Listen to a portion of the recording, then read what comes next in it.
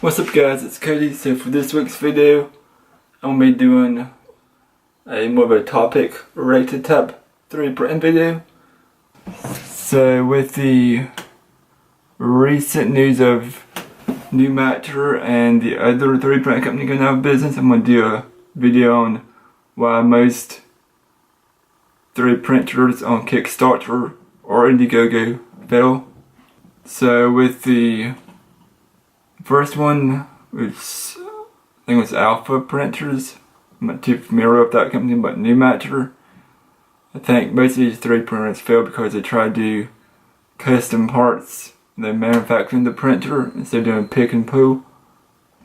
Most of these companies have good intentions of making an affordable 3D printer for everybody. That's usually the case, or faster speed or better quality. But I think the reason most of these fail, like I said, because they don't do pick and pull parts, and most of them haven't ran a successful Kickstarter campaign before. There is one Kickstarter campaign that I'm looking at right now that I think may be successful.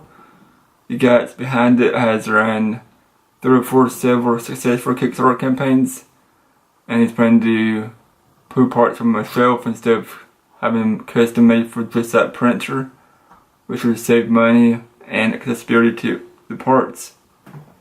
So I'll give you more details on that as they come out. As for New Matter, I think their biggest problem was just creating an affordable printer that they can't keep up demands with. That each printer is costing them more than they could make. I think eventually we'll start seeing better quality and better price printers on Kickstarter that's ran successfully. But right now I think Indiegogo and Kickstarter both have to be really careful about which printers they let in to their website.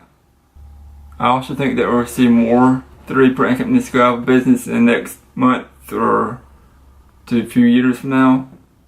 Mainly because of the economic situation, but also because of Kickstarter and Indiegogo campaigns that's not run successfully either.